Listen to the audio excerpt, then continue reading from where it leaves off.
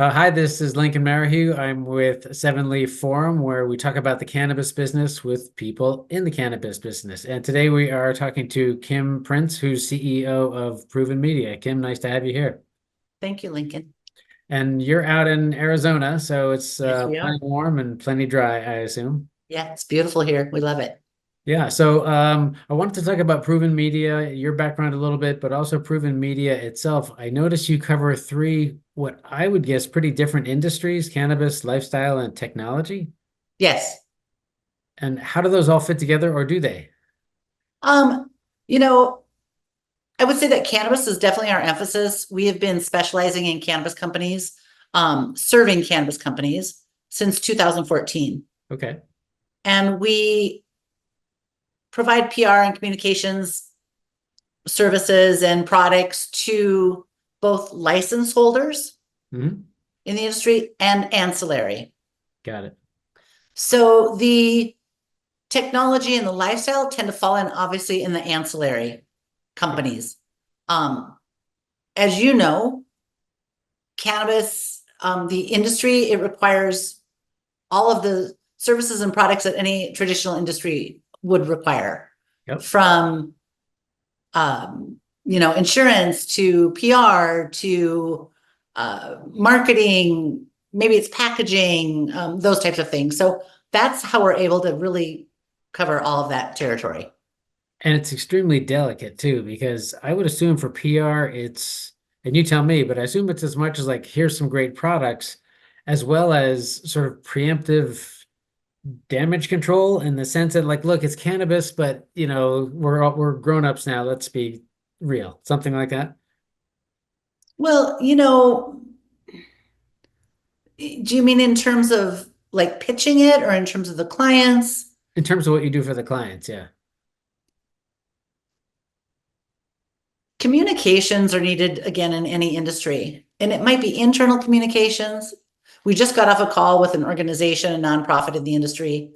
They're planning for all their external communications, but then they forgot about their internal customers as well. Hmm. So in cannabis, of course, you have compliance issues and those types of things for the external communication, really understanding what you can and cannot say, Yeah. understanding what kind of impression you want to create.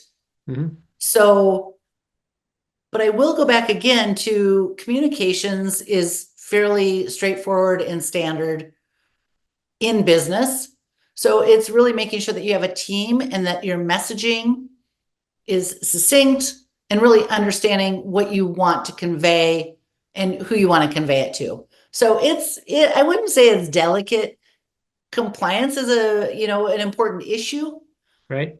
But with that said, once you get the compliance issues down, and those can vary by state, but overall, the principles of communications are fairly standard. And I think you raise a good point, because there are a lot of industries that have compliance requirements, that what you can and can't say. And so it's Yes. once you know what the guardrails are, it's working within that. And so in that Correct. sense, cannabis is like probably other medicine industries, for example, where there's certain things you can say. You can't say it's a cure, but perhaps you can say it's treat. It's been proven to be successful, something like that. Yes, you always want to stick to the facts. That's one thing we always encourage our clients to do is really stick to the facts. Yep. Uh, don't make claims, don't make medical claims. Right. Depending on the vehicle that you're communicating, like you don't want to, like if you're communicating on Instagram, you absolutely cannot sell or have the Right. appearance that you're selling. So you want to avoid anything that appears as if you're trying to do commerce. So it really depends on the outlet or the media that you're using, Mhm. on in terms of what you would say. And I like your point that it really comes down to storytelling, which I know you guys, that's one of your taglines. You know your story, we know how to tell it. Yes. One of the things we're trying to do with Seven Leaf Forum is really demystify the entire industry. Cannabis isn't, what some people perceive it to be. It's a real business, it's a large business, and it needs all the traditional business support, whether that is insurance, as you said, and we just talked to someone last week in the insurance space, the cannabis insurance, or PR, or marketing, or construction, or Yes. delivery, or logistics. It's a Yes. real industry, and it's so. Yes. part of the Right. focus of Seven Leaf Forum is like, look, these are real people, they're real executives, this is a real business. Yes, You know, correct. which is kind of fun. So, in what states do you guys operate? Or are you? We're based out of Arizona, but we've worked throughout the country. At last count it was like 16 or 17 plus states. Okay. We tend to work in any state that, I don't know, we work throughout the country, I would say. It really varies. We have great contacts throughout the country. So Yep. on any given day, we're probably in about 5 or 6 different states actively on any given day. And does it tend to be more medical or adult use, or is it a mix? Or does it depend on the status of the state? Yeah, that's a very good question. Yeah, I would say, primarily adult use states for our work, Okay. primarily adult use states. Wow. And is your background, I assume it isn't in cannabis forever. You came from No, something. no, no. I have a degree in journalism. Okay. And I had a great career in corporate. I worked for engineering companies. Okay. Out of college, I worked for a media outlet. Okay. And then I went on to work for an engineering company in high tech, although I like to say it was the low tech sector, the low tech part of high tech, Right. but definitely professional communications background. And that has been, I think, the key to our success is that we approached the seriousness of communications in cannabis with the same type of level of professionalism that we did in high tech. So we were always approached it never as like the stoner kids who wanted to be cool. Right. We really understood that we're dealing with executives who have a lot of money at play. They've got their hopes, their dreams, their investments in their companies. So we always came in with a very serious approach. We certainly weren't the kids that came in with like tie-dyed shirts and tried to fire one up. Like, although Yeah. by the way, most of my team enjoys the plant, Yeah. myself included. But in terms of business, we knew we had to really take an approach that was almost more serious than traditional industry because we had to establish. That was sort of what I was trying to allude to earlier, preemptive, I would say damage control, but preemptive, Yeah, like in your case, it's preemptive extra serious to offset the image that it's, stoners and joints and stuff like exactly. that.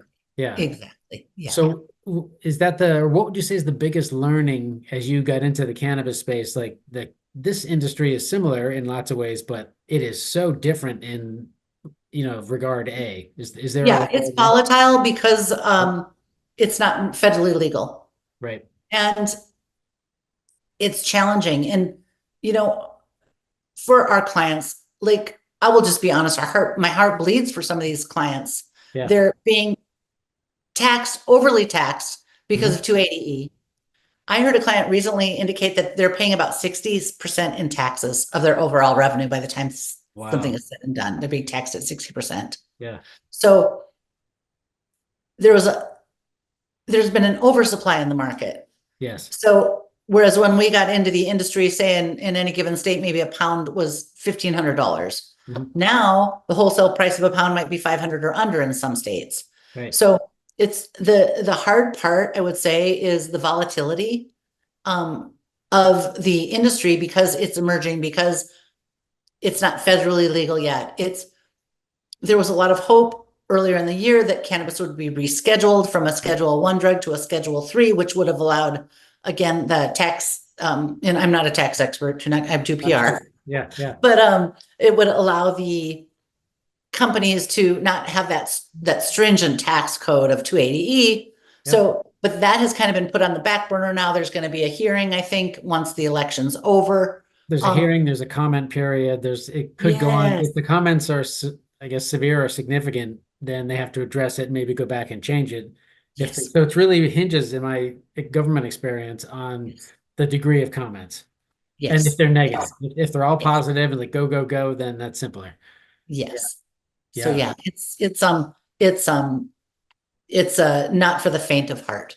Yeah, and to that point, like a lot of industries, the auto industry in the 1920s, let's say, Mhm. craft beer, 20 years ago, there's a big demand. A lot of companies get in, and for a while, demand outstrips supply, and then it switches, which is what's happening in cannabis.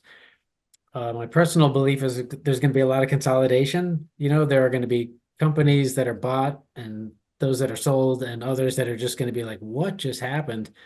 But I Yes. think my feeling is that when it does become completely legal or it's a class three, it's going to be the brands with the best brand statement, platform development that are going to be the most successful. I'd assume in your role you'd agree, but I'd love to hear more about your take on that. Well, maybe it's cliche, but they say tough times don't last, tough people do. As you said, there's going to be consolidation in the Yeah. market. So it's really making sure that you're running a company that's solid financially, Mhm. that understands the challenges, that's trying to do everything they can to build that strong foundation Yep. so that when it becomes federally legal, they've got the wherewithal to go national. So And I think beyond even the wherewithal, it's like once it becomes legal, access to financing is going to change a lot. The yes, big banks are going to get in and they're going to say, yes, what can you put up as collateral? And I yes, think some of that's going to be, we have brand equity. Our brand has a value to it, the brand name, yes, Curaleaf or someone like that, yes, yes, has a yes, value to it and we can borrow against that. yes, So yes, there's not only, it'll help you sell through tough times like oversupply, it's also going to make you financially more viable because you're building yes, something that has value. yes, yes. Yeah. We were recently in New York and for the CWCB Expo, and of course, I shouldn't say of course, but we were at the Chanel store looking at these beautiful, beautiful Chanel handbags. It's a great brand name. It's a great brand. And, the earrings that start out at like $3,500. And, I can obviously go to Walmart and they've got earrings for $350. Yeah. Or I can go to Chanel and get earrings that start at $3,500. So branding is essential. And as one of my former employees put, because we worked with a James Beard finalist at that time, we can all go into the kitchen and pull out some eggs and crack a couple eggs. But the James Beard chef does something great with those eggs and has a brand behind the eggs. So, Yep. but they're the same eggs. Yes. So yeah, definitely with cannabis branding's super important in terms of building, a brand that will last the test of time. So if I was let's say my new cannabis entity, Yeah. and me and my buddies just decided, we won the lottery, we're gonna Yeah. grow something, so to speak, no pun intended. And we come to you and say, Kim, we're new to PR and marketing. What are the top three things we need to really have buttoned up to launch our brand? Yeah. Your key messaging. Okay. So many entrepreneurs have it in their head, Yes. what they want to say, but it's not on paper. So, having their key messaging in place. I mean, I'm going to assume they're going to have things that they've already thought about, like distribution channel, a licensing partner, Yep. all of those logistics that, Lincoln, maybe this isn't the popular way to say it, but years ago when we got in the industry in 2014, they used to say the number one thing you need to do if you get into the industry is get an attorney. Hmm. And I didn't really understand at that time. I do now. First thing somebody should do is get an attorney. Obviously, you have to have a licensing partner. You've got to be compliant. You've got to do all that. So with that said, once you guys have that set up, then I would say, getting your key messaging in place, your features and benefits, getting your product photos cinched up, really understanding how you're going to convey your product to the public. So it might be executive bios, it might be product photos, it might be executive photos, and then of course making sure that you've got your channel set up, your website, any social media channels. LinkedIn is a wonderful place to make connections, as you and I Yes. connected on LinkedIn. Yeah. So just like I said, getting it out of the entrepreneur's head or the executive's head, putting it on paper, whether it's a deck, whether it's a press release, but making sure that you have your assets ready to go. And as you work with it, that was great. As you work with your customers, do you help them? I know you help them tell their story that's in their Yes. head. Yes. Do you also help them with like something that's differentiating? Like, we use a certain element in our soil, or everything's grown indoors, and the water that gets missed on it is, I don't know, reinforced with electrolyte. So some Yes. angle or something Yes, the features differentiating. and benefits are extremely important of the product. Yeah. And again, we hear this from everyone. Well, we have the highest quality gummies, the best flavor, the this, like, Yeah. so they, in their minds, they're making claims, well, we're the best. So then Yes. we try to pull it out and again, differentiate with features and benefits why they are the best. Right. And also, may I just say, we avoid making claims like we are the best unless they've won a best of award. Right. So And anyone can say they're the best. So even yes, that adjective isn't even a differentiator. or the most common one we see is we're the highest quality. Okay, Yeah. well, what does that mean? Right. What does that mean? And really, yeah, so Yeah, those I would would be, even think with something like gummies, I'm trying to think if I was a marketer, I'm not. yeah, yeah, But we design the experience from the inside out or something like that. So we know what a gummy user wants, and we've yes. engineered the levels of ingredients to be predictable, stable, whatever, something like that. Well, and it's really understanding who your target is and what they want to get out of a product. So if you're Yeah. targeting soccer moms, your messaging would be a lot different than if you're targeting, say, 21 to 35-year-old males. Right. If you're targeting seniors, your messaging would be a lot different than if you were targeting the soccer moms. So for us, it's really helping them define who their target audience is. And if a company says, well, we're for everybody, I'm like, well, you're not Coca-Cola and you certainly don't have their budget. So you need to kind of figure out like who your target is and really go for that. And not everyone drinks Coca-Cola even. So Yes, I know some drink Pepsi and some drink vodka. No, I'm kidding. I know. Well, or they mix them together, a little rum and Coke or something. Which brings up another question that as I've talked to people in the industry, there's not that much market research on the typical buyer persona recreationally of cannabis, in part because it's changing so quickly, in part because it's state by state. Like if Florida goes recreational legal, that buyer may be very different than Oregon or Colorado, just by the nature Yes, of those areas. yes. Have you come across or do you do research, like original research that says, okay, you're not going to sell to everyone, you're not Coke, you're going after soccer moms, let's say, but we need a little bit more meat on the bone to be able to craft a Yes. story. It's not just like, oh, you have kids and they play soccer. You need a little more than that. Have Yes. you done research or found research that Well, it's sort of, funny, we do casual and fairly informal polls. Then there's, of course, focus groups. yep, But I like to shout out companies like BDSA, yep, Headset, New Frontier Data. They're all doing really scientific market research. Each has a different niche, hmm, but like I sit in on their webinars and yeah, I'm always fascinated by the data they're able to pull. yep, Whether like in different states, like are pre-rolls more popular, is flower more popular, edibles, vapes, like so these research companies that specialize in cannabis, again, BDSA, New Frontier, Headset, those are the companies that we would rely upon to get some solid data because they know how to do, they know what they're doing. Our polls are fairly casual, yeah, yeah. yeah. Well, I've also found too, I mean, I have a market research background way back in the day. Yes. And there are certain people that just don't respond to questions about certain topics like Yes. cannabis. Because if I say I use the product somewhere that's in a federal database or something, there's a fear. Yes. There's still a stigma. Yeah. Exactly. So there could be like a vacuum of information. So, oh, that's really fascinating. So if you were going to wager, Yeah. would you expect cannabis to be reclassified or just completely decriminalized? What would your, I wish I had a crystal ball. yeah. I wish I had a crystal ball. All I, I know is that the momentum is slow, but it's moving forward. I How think it's going to unfold, I don't know. I think what has changed everything is just the volume of sales. Like if cannabis was, Colorado was making $100,000 a year, Yeah. yeah, whatever, that's cute. But when we start putting, like billions in front of things, then Yeah. it's like everyone's interested, and if there's money to be made, then things happen faster. So, Yes.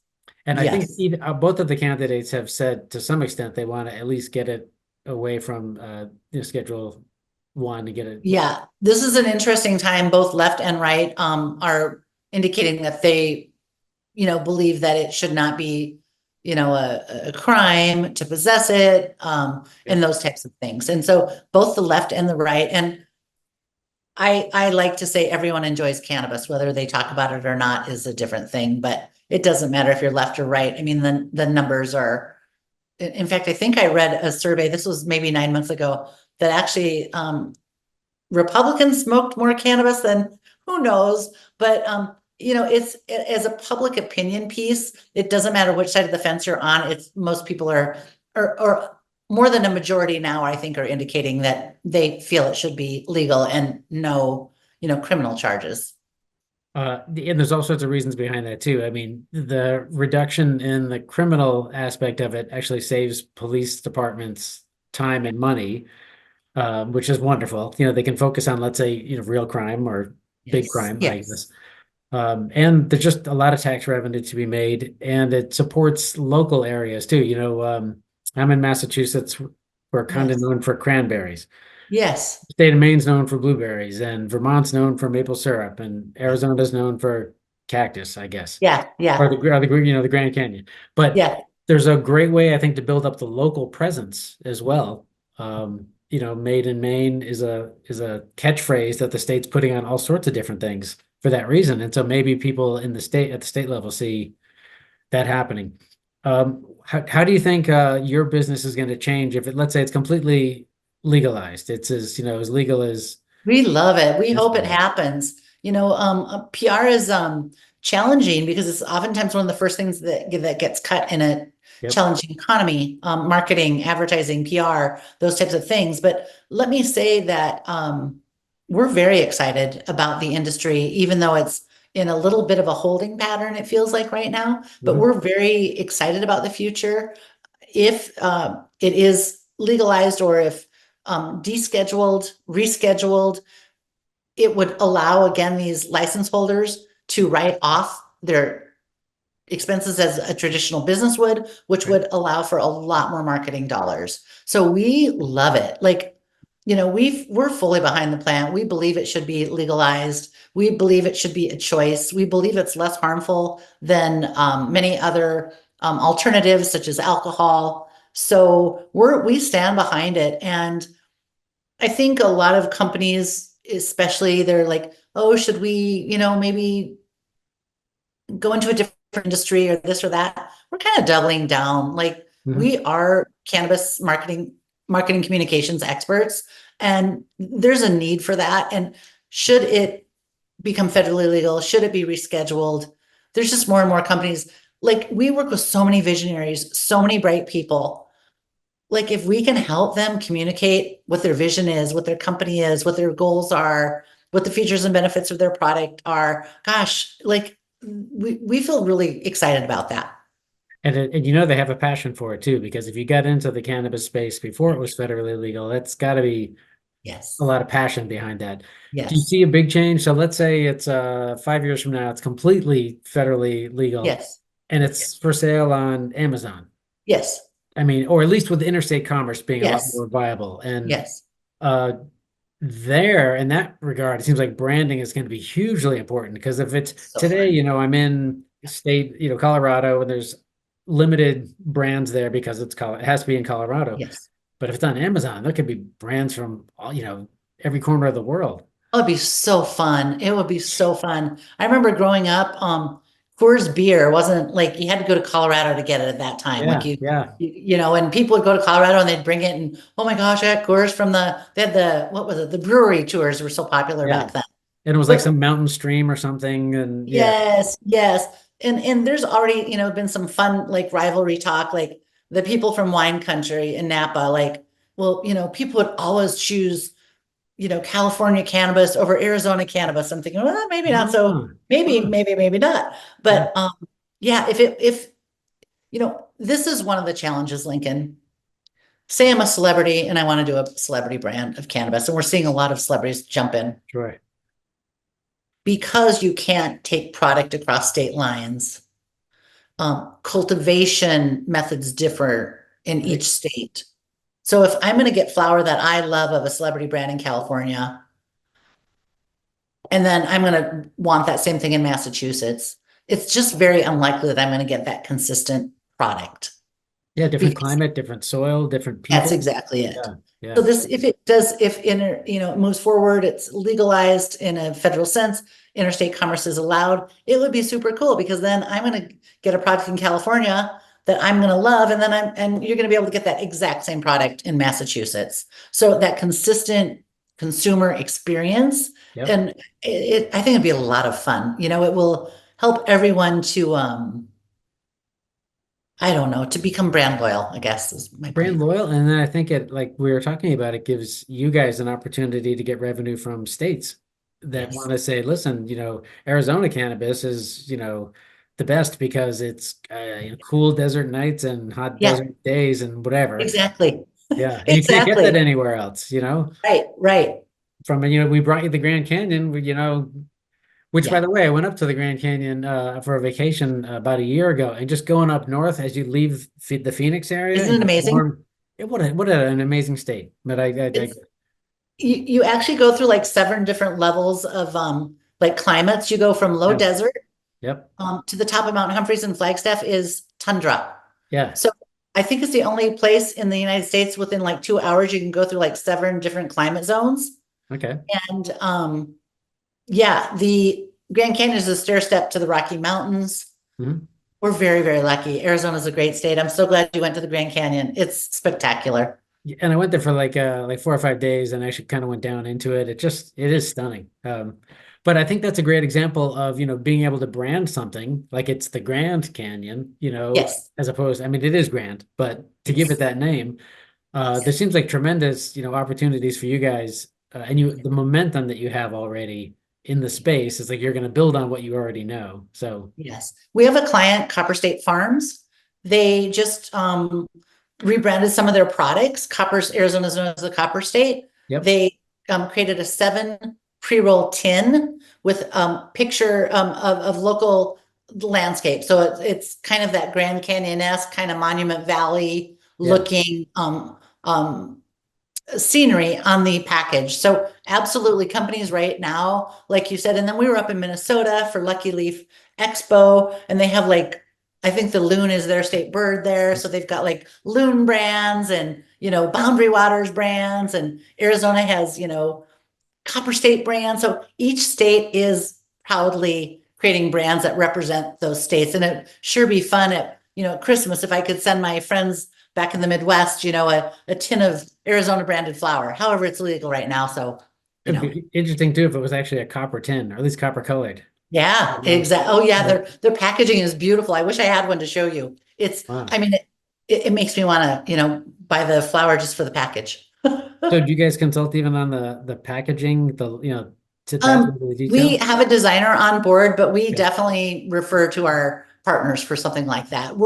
We tend to work more with the messaging. Okay. Um, we help with social graphics and some of those things, but I always believe like using a company who specializes in something like packaging is essential. The worst thing, I'm sorry, but you kind of brought up maybe a sore spot with me. The worst thing a brand can do is like have their buddy who's a graphic designer like create their logo or Yeah. create the brand. Like go to the pros. Yeah. Go to the pros.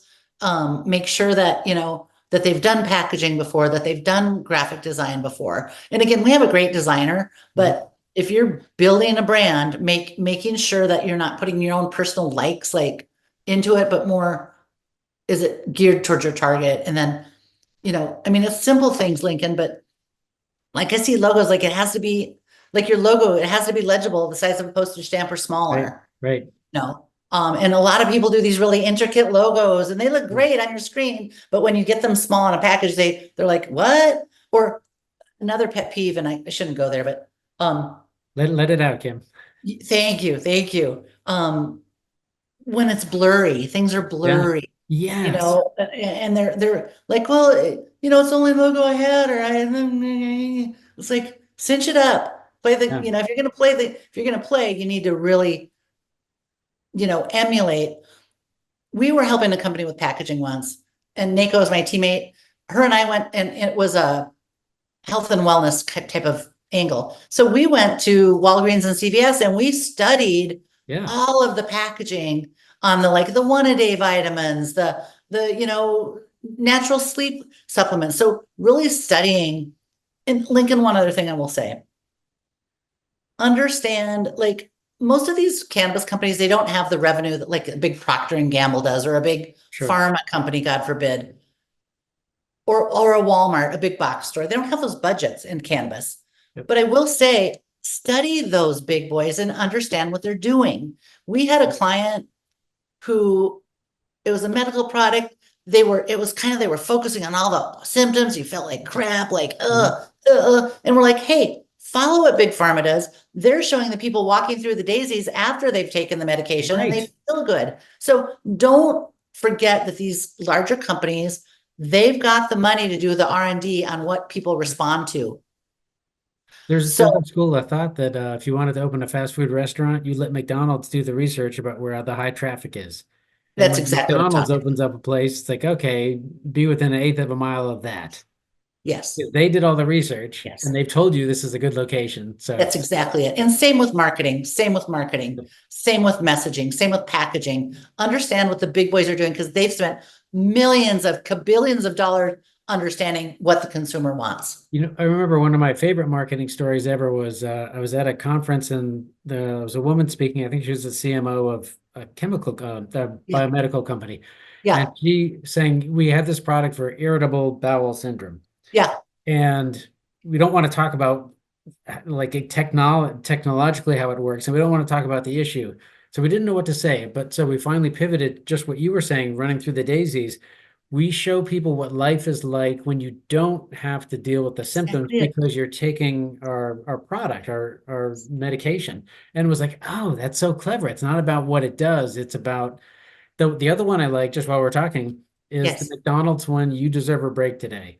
Yes. It Yes. says nothing about food or Yep. value or return on dollar or That's a perfect speed. example. It's just like, you know what? You've worked hard. We feel for you. We're making your life easier by offering you pre-made food. And it's just I like, got oh, goosebumps when so you said that. clever. That's a perfect example. Yeah, I love that one. It's just so clever, as opposed to saying, soda pop now with more bubbles. Yeah. Or our hamburger, we use real American cheese. Nobody cares. Yeah, right? Um, Like, oh. yeah.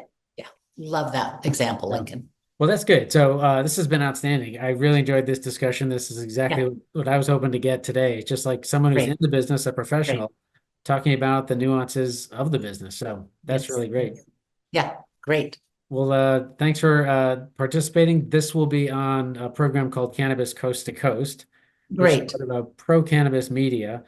It's also distributed on Roku and all over the place, so lots of different places. So, Great. and I Great. got your copy of your logo that Great. Danielle, I think, sent. Yep. Danielle, she's my teammate. She's in the office next door. Yeah, Yep. she's awesome. Super nice. Yeah, she is awesome. At least by email. Yep. And Yep. so we She is. got we'll have your logo, we'll put that up. It'll probably end up being, a couple of minutes long, but Great. yeah. And Super if you fun. want, I could probably get you a copy of this file as well from here. Oh, I'd love it. I'd love it.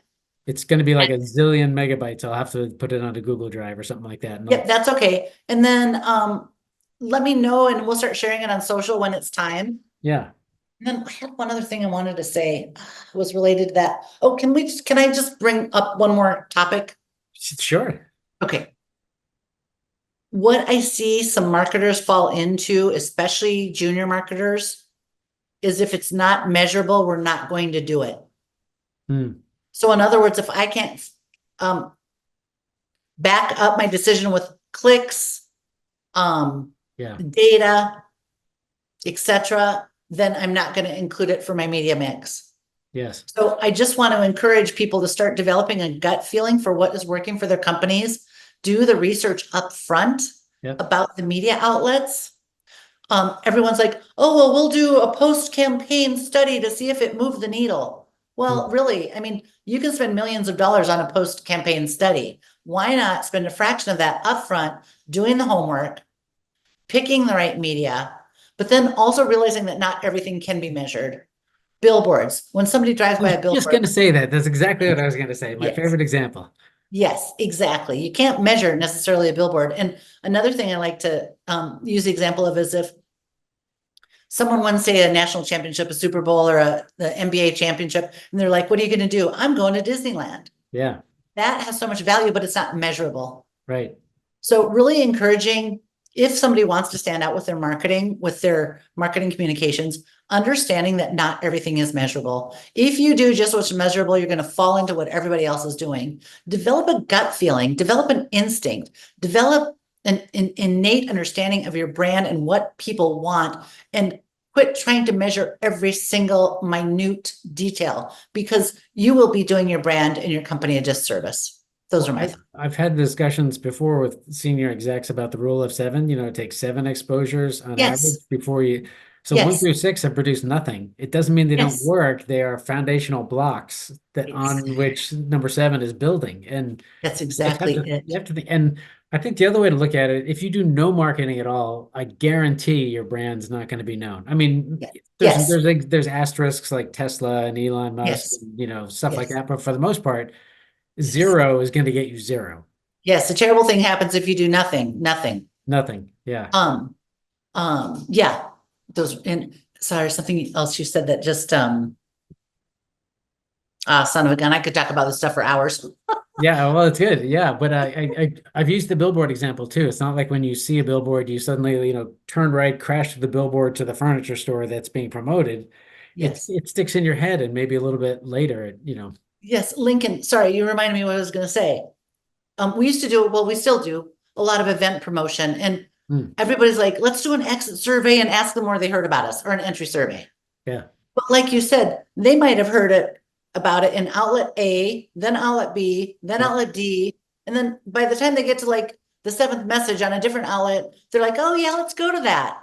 So when you ask them where they heard about you, they're going to pick the most recent. yep. But it doesn't mean that those 5 or 6 hits before that didn't have an impact in getting them to take action. And So on top of that, really being cautious about some of the studies. I was going to add that on top of that, it's typically what they remember, which may not be right. So, what did you have for lunch on October 4th, 2022? It's like, probably a sandwich. It's like, oh, sandwich marketing worked. It's like, it, Yes, Lincoln, that's exactly it. And for fun, what we used to do and this was again more for local style events, but you would always put it on the exit survey and one outlet that you didn't advertise in. yes, And sure enough, people would be like, that's the one I heard it in. Because yeah, people don't remember. So you can't always rely on what people tell you. You yeah. have to, again, develop an innate understanding of what you're trying to achieve, who your market is, and how to reach them. The approach I found best for events is at the time you're signing up, say what's the last place you saw this Yes. advertised, and at least you get the most recent. You get number seven Yes. on the Yes. list, but Exactly.